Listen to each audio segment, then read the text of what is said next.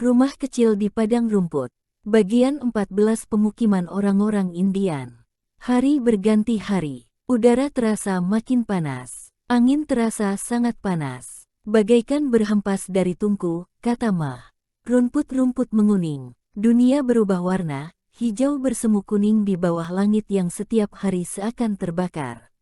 Tengah hari angin berhenti berhembus. Burung-burung tak ada yang bernyanyi. Semua begitu sunyi hingga Laura dapat mendengar tupai-tupai mencericit di pepohonan dekat sungai. Tiba-tiba gagak-gagak hitam muncul di udara, menyuarakan suaranya yang serak. Setelah itu semuanya sunyi kembali.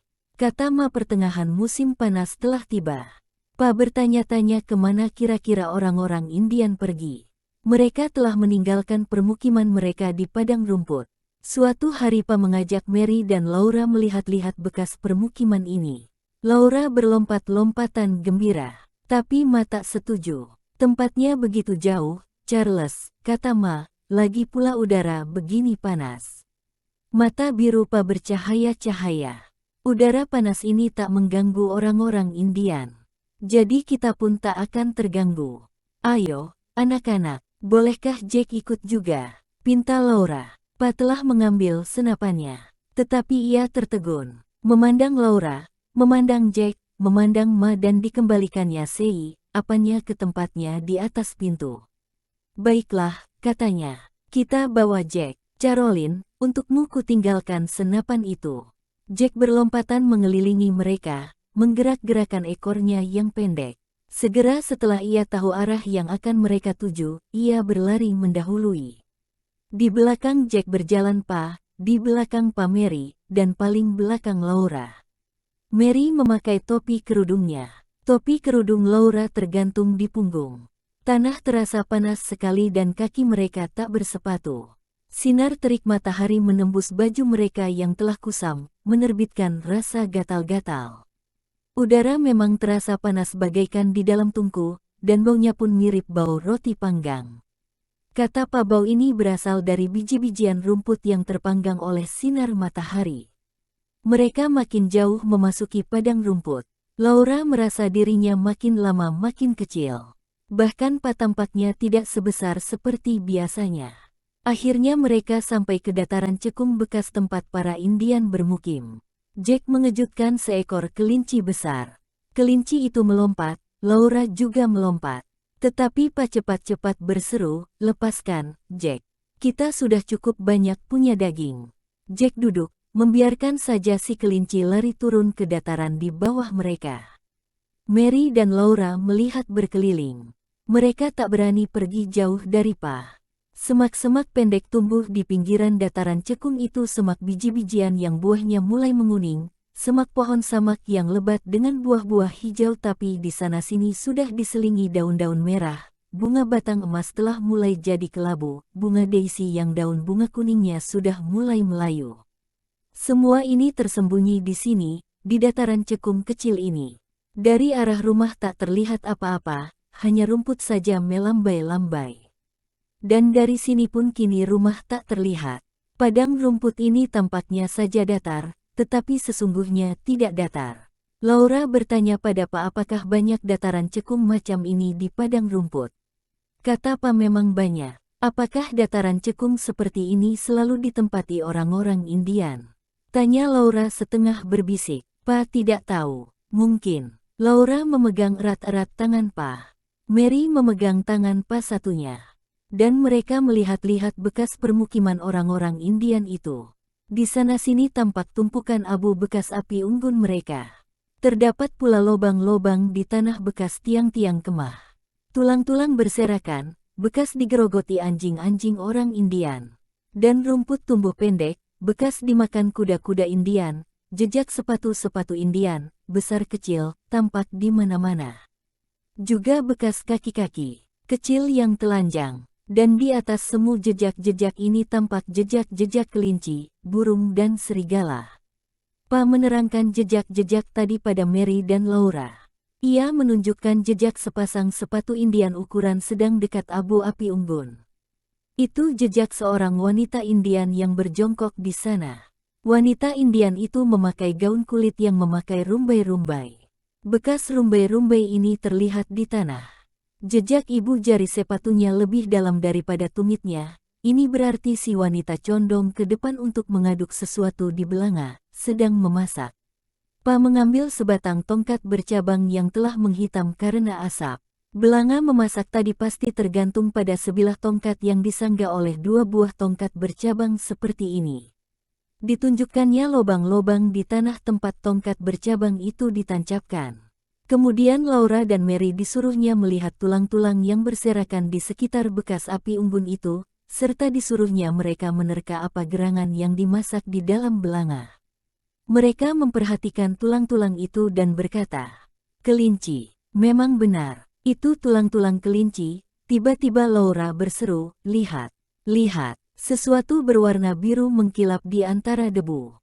Diambilnya benda itu. Ternyata sebutir merjan biru yang indah. Laura berseru kegirangan. Kemudian Mary menemukan sebati merjan merah. Dan Laura menemukan merjan hijau.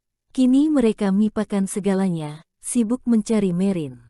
Ya mereka menemukan merjan patin, merjan coklat, dan banyak sekali merjan merah dan biru. Sepanjang siang itu merekan menjan di debu bekan permukiman orang Indian. Sekali-sekali naik ke pinggiran dataran cekung itu, untuk melihat ke arah rumah, kemudian dengan teliti kembali mencari merjan-merjan lak. Mereka mencari waktu mereka tak dapat lak menemukan merjan, hari telah sore. Laura memperoleh segenggam penuh merjan. Begitu juga Mary. Pa membungkus menjan merjan itu dalam sapu tangannya. Merjan Laura di salah satu sudut, merjan Mary di sudut yang lain. Ditaruhnya sapu tangan tadi di dalam sakuria dan mereka berangkat. Pulang matahari telah sangat rendah di tepi langit saat mereka mencapai tepi dataran cekung itu. Rumah terlihat kecil dan sangat jauh. Dan Pa tidak membawa senapan. Pa berjalan begitu cepat hingga sulit bagi Laura untuk mengikutinya. Terpaksa ia berlari-lari kecil, tetapi matahari makin cepat turun ke kaki langit. Padang rumput rasanya jadi semakin luas, dan angin berhembus membisikkan sesuatu yang menakutkan. Kumput rumput gemetar ketakutan. Kemudian Pa berpaling, mata birunya berseri-seri memandang Laura. Katanya, lelah, separuh pin. Jaraknya memang terlalu jauh untuk kaki-kaki kecil. Walaupun Laura sudah cukup besar, tetapi dengan mudah Pa mengangkatnya, mendudukkannya di bahunya, kemudian ia menggandeng tangan Mary dan berjalan lagi sampai ke rumah. Makan malam telah siap. Ma mengatur meja dan si bayi Kari bermain-main dengan potongan-potongan kayu kecil di lantai. Pa melempar sapu tangannya pada Ma. "Maaf aku agak terlambat, Caroline," kata Pa, "tapi lihatlah apa yang diketemukan anak-anak."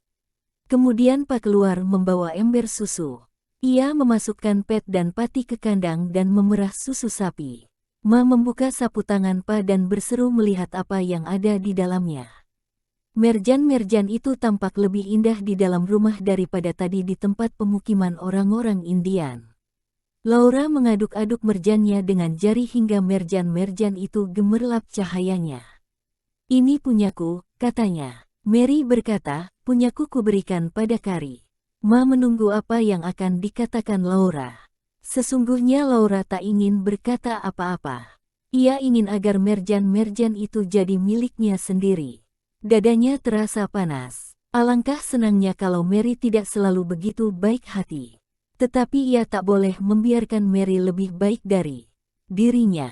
Karenanya dengan perlahan ia pun berkata, "Punyaku juga kuberikan kepada Kari." "Bagus. Anak-anakku memang baik hati semua, tak memikirkan diri sendiri," kata Ma. Ma menuangkan merjan-merjan Mary ke tangan Mary, merjan-merjan Laura ke tangan Laura dan menyuruh mereka merangkaikan merjan-merjan itu dengan benang yang akan diberikannya nanti. Merjan-merjan itu bila sudah terangkai pasti akan membentuk seuntai kalung yang indah untuk Kari. Mary dan Laura duduk berdampingan di tempat tidur. Mereka merangkaikan merjan di benang pemberian Ma.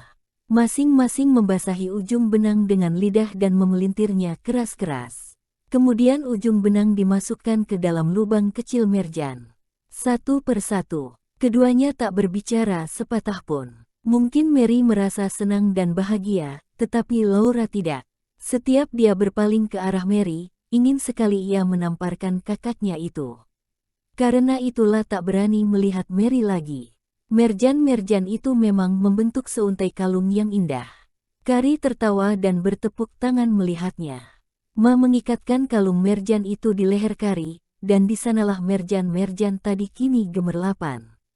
Laura merasa sedikit senang. Bagaimanapun merjannya sendiri takkan cukup banyak untuk dibuat kalung.